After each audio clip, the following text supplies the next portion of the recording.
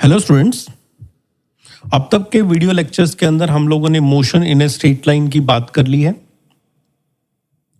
Motion in a straight line के अंदर हम ये कहते थे पार्टिकल का कोई एक एक्स कोऑर्डिनेट चेंज हो रहा है, लेट्स से एक्स कोऑर्डिनेट बढ़ता जा रहा है, कम हो रहा है, या फिर हम कहते थे कि पार्टिकल का वाई कोऑर्डिनेट चेंज हो रहा है। इसका मतलब जैसे बॉडी को कभी ऊपर फेंक दिया, कभी नीचे की तरफ फेंक दिया तो उसकी हाइट चेंज हो रही है।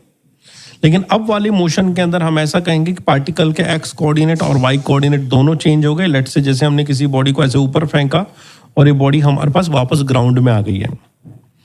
या फिर हम कहें कि कोई बॉडी जो है हमारे पास एक तरह से सर्कुलर मोशन कर रही है जिसका एक्स और वाई कोऑर्डिनेट दोनों with respect to time change हो रहे हैं। तो मोशन इन ए प्लेन का मतलब हमारे पास होगा कि हमारे पास बॉडी जो है वो हमारे पास एक्स और वाई कोऑर्डिनेट दोनों चेंज करेंगे। जैसे देखिए बॉडी जब इस तरह से जाएगी तो इसका एक्स कोऑर्डिनेट बढ़ता जा रहा है, वाई कोऑर्डिनेट की बात करें तो पहले बढ़ता जा रहा है और उसके बाद फिर से यहाँ पे कम होना स्टार्ट हो गया। यहाँ पे देखेंगे तो एक्स और वाई कोऑर्डिनेट दोनों वेरिएबल हो रहे हैं। तो इसका मतलब इस तरह से कोई आपके पास क्वेश्चन हो जिसमें एक्स और वाई कोऑर्डिनेट दोनों बदल रहे हो तो उसको हम मोशन इन ए प्लेन कहते हैं। मोशन इन ए प्लेन के अंदर हमारे एक्स और वाई कोऑर्डिनेट दो बदलते हैं और मोशन इन स्पेस के अंदर हमारे पास एक्स वाई और जेड कोऑर्डिनेट तीन बदलते हैं। प्रीवियसली हम डिस्प्लेसमेंट या जो भी लिखते थे वो एक्स या फिर वाई की बात करते थे। अब हम हर बॉडी को जो है 2D या 3D में रिप्रेजेंट करेंगे। 2D और 3D रिप्रेजेंट करेंगे तो हमारे पास बॉडी की जो पोजीशन होगी उस पोजीशन को पोजीशन वेक्टर की फॉर्म में लिखा जाएगा।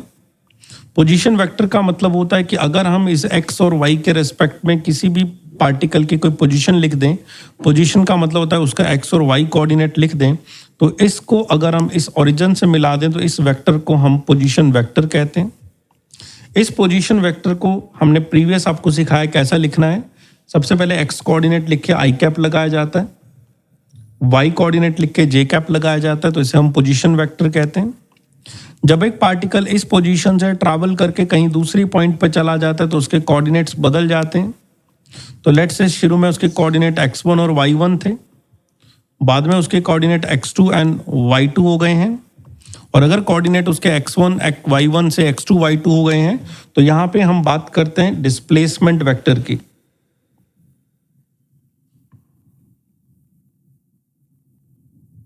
डिस्प्लेसमेंट वेक्टर का मतलब होता है कि हमारे पास इनिशियली कोऑर्डिनेट और फाइनल कोऑर्डिनेट में क्या चेंजेस आ गए हैं। तो डिस्प्लेसमेंट वेक्टर का मतलब होता है change in a position vector from the initial to the final position को हम डिस्प्लेसमेंट वेक्टर कहते हैं, जिसको कैलकुलेट किया जाता है एक्स का फाइनल कोऑर्डिनेट माइनस एक्स का first coordinate into I cap, Y का फाइनल कोऑर्डिनेट माइनस वाई का फर्स्ट कोऑर्डिनेट जे कैप। अगर आपके पास 3D भी है तो आप इसे Z2 माइनस Z1 के कैप भी लिख सकते हैं।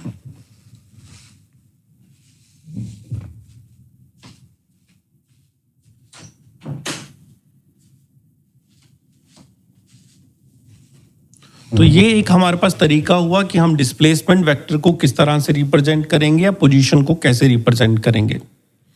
अब अगर हम यहाँ पे हमारी इक्वेशंस ऑफ मोशंस की बात करें,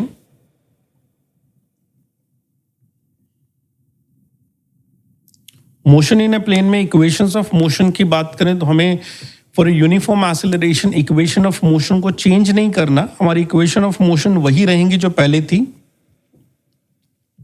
लेकिन उसको लिखने का इस बार तरीका होगा v vector equals to u vector plus a vector into t। This is called as final velocity is known as v vector, initial velocity is known as u vector, acceleration is known as a vector into time t। ये equation of motion first equation होगी।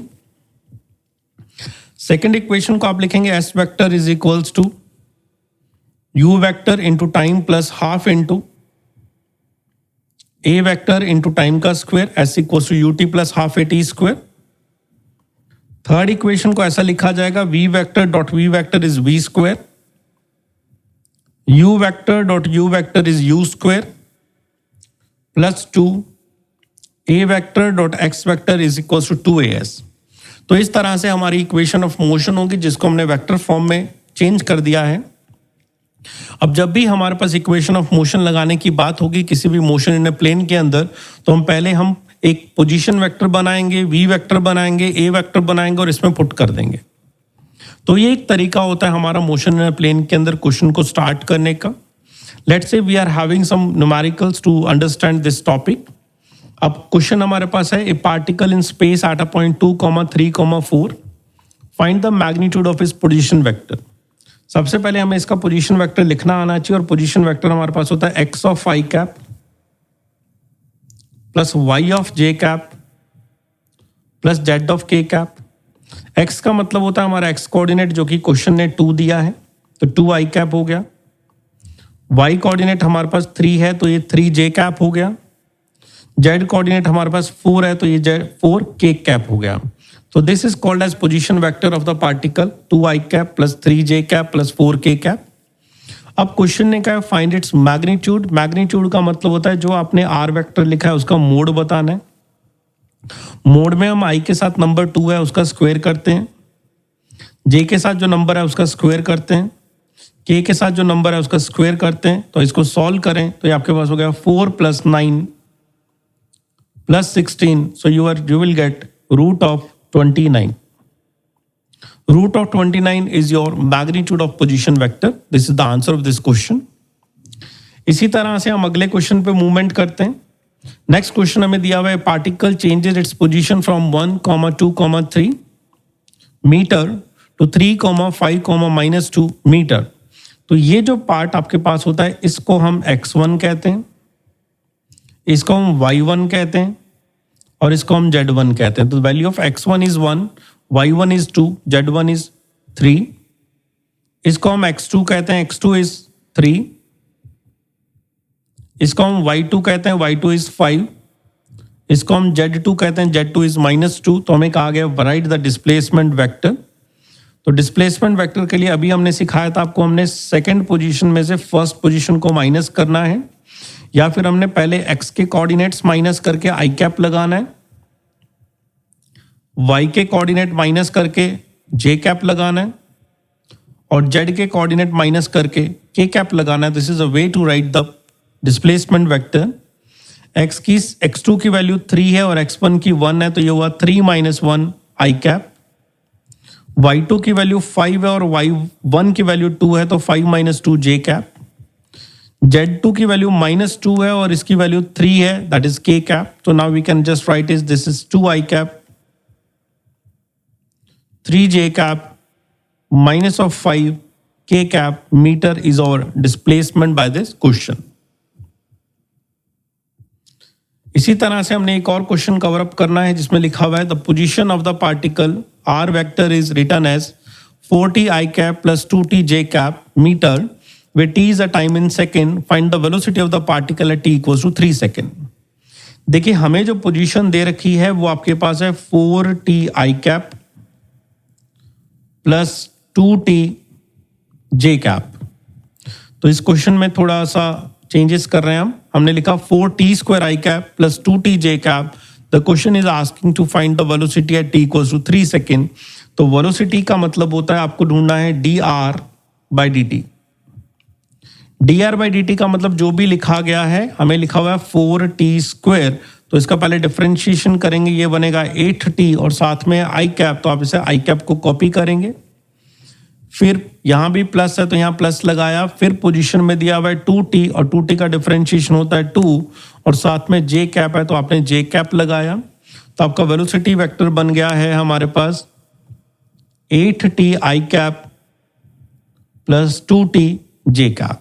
अब question ने कहा है कि आपको velocity बतानी है 3 सेकेंड पे, तो आपने क्या करना है, जहां पे टाइम आ रहा है वहां पे 3 पुट करें, तो ये हो गया 8 × 3i प्लस यहां पे हमने कॉपी करते वक्त टी बाय मिस्टेक कॉपी किया तो यहां पे 2 आएगा, तो प्लस 2j कैप। तो answer is 24 i cap plus 2j cap metre per second. This is a way to find out the velocity when you are giving the position vector.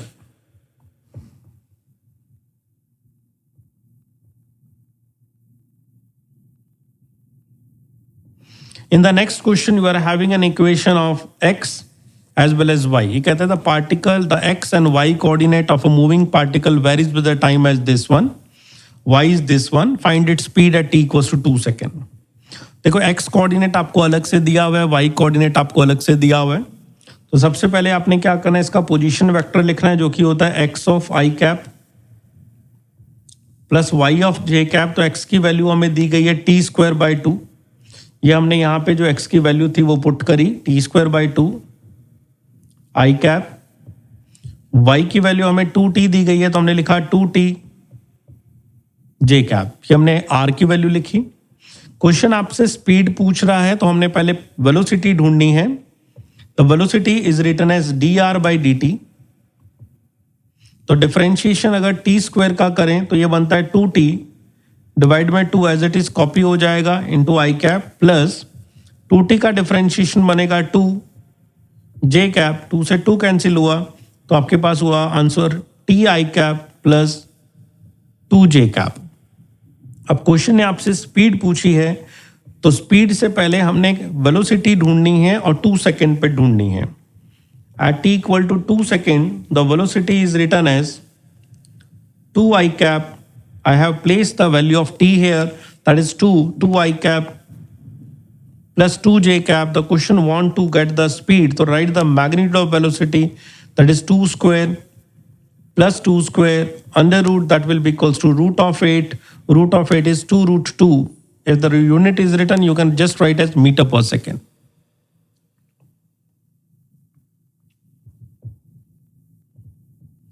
Now we are having one more question in which you are having the initial velocity u vector is equals to 3 i cap plus 4 j cap, and acceleration vector is 0.3 i plus 0.4 j cap. Find the magnitude of velocity after 10 second.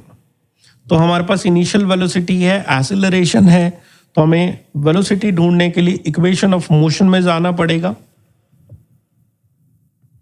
जो कि equation है v vector is equals to u vector plus at। u vector की value हमें दी गई है 3i plus 4j, plus acceleration हमें दिया गया 0.3i प्लस 0.4j और टाइम हमें दिया गया 10 सेकेंड। सॉल्व किया, ये बन गया हमारा 3i प्लस 4j, 0.3 का मल्टीपल 10 से हुआ तो अगेन 3i 4j, सॉल्व करने पे बनता है ये 6i प्लस 8j। अब आपसे पूछा what is a magnitude of velocity, तो you can just write as this is equals to 6 square plus 8 square का अंडर रूट, तो you can just write as 36 प्लस 64 root of 100, and the root of 100 is equals to 10 meter per second, or 10, you can just write as 10 if the unit is not written there. Now once again there is a one more question. A body lying initially at the point 3,7, initially lying का मतलब there is a initial position that is 3i plus 7j, start moving with a constant acceleration 4j cap. Acceleration is 4j cap. Find its position after 3 seconds is given by the coordinate. It starts moving, कुछ नहीं दिया है. We can consider the initial velocity is 0 because there is no written anything. तो हमें लेना पड़ेगा, otherwise ये question नहीं आएगा। तो हमें पूछा गया इसकी पोजीशन बतानी है 3 सेकेंड के बाद क्या होगी। तो यहाँ पे हम डिस्प्लेसमेंट वाले फॉर्मूले में चलते हैं, जो हमारे पास होता है s equals to u t plus half a t square. तो हमने यहाँ पे लिखा displacement is equals to u t plus half a t square. The initial velocity is not written, let's say 0, half acceleration is given as 4j cap and time is given as 3 second, तो 3 square is 3 square आ गया यहाँ पे। तो यहाँ पे हमने solve किया तो ये हमारे पास हो गया 18j कैप। तो इसे कहा जाता है final position minus initial position is equals to 18j cap. Final position minus initial position we have written here 3i plus 7j is equals to 18j cap. So final position is equals to, इस part को इधर shift करते हैं तो minus 3i plus 3i में convert हो गया, 18j already था, माइनस 7j बनाएंगे तो ये आपके पास आंसर आया 3i प्लस 11j।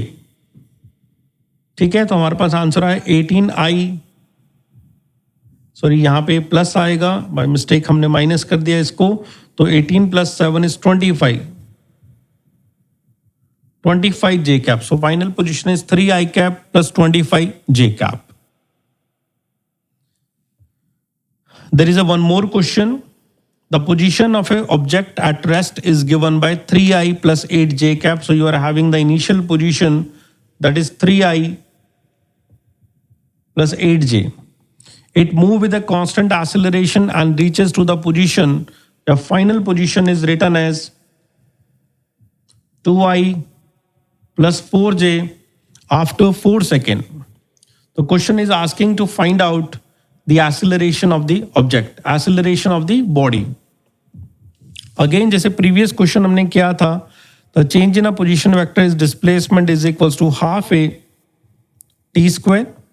इन दोनों को आपस में फाइंड माइनस करते हैं, जिससे हमें पोजीशन वेक्टर का चेंज निकल के है, जिसे हम कह सकते हैं r2 माइनस r1. तो 2 में से 3 गया तो हमने लिखा माइनस आई, 4 में से 8 गया तो हमने लिखा माइनस 4j. देखिए 2 में से 3 माइनस हुआ तो माइनस आई, 4 में से 8 माइनस हुआ तो माइनस 4j. तो हमारा ये डिस्प्लेसमेंट आया माइनस आई माइनस 4j प्लस एक्सेलरेशन हमें बताना है और टाइम हमें दिया गया 4 second. So we are just writing as 4 square. So it is becoming as 8a vector. Now the question want to ask about the a vector. So you can just write as minus I minus 4j divided by 8 meter per second square. So this is your acceleration vector given by this formula. Now one more question. The question is saying the body is having initial velocity that is equals to 8i plus 6j. It experiences a constant acceleration. A is equals to 3i minus 2j. Find the time instant when the particle has velocity only in x direction. The particle has velocity only in x direction का मतलब particle has a velocity in y direction is equals to 0. तो आप ऐसा कह सकते हैं y direction की velocity को अलग से कैलकुलेट करना चाहें तो we can just write as vy is equals to uy plus ay into t. Velocity in y direction हमें 0 करना है. Initial velocity in y direction ये वाला पार्ट होता है जिसमें हमें 6 लिख सकते हैं हम, plus acceleration in y direction का मतलब ये होता है जिसको हम -2 लिख सकते हैं इंटू टी. तो हम कह सकते हैं 6 is coming as 2t. So time is equals to 3 seconds. तो यहाँ तक हमने मोशन इन अ प्लेन की बात करी है. अब इसके आगे हम प्रोजेक्टाइल मोशन स्टार्ट करेंगे. जस्ट एक इंट्रोडक्शन दिया कि मोशन इन अ प्लेन के क्वेश्चंस को कैसे सॉल्व करेंगे. अभी की इस वीडियो में इतना ही. Thank you so much.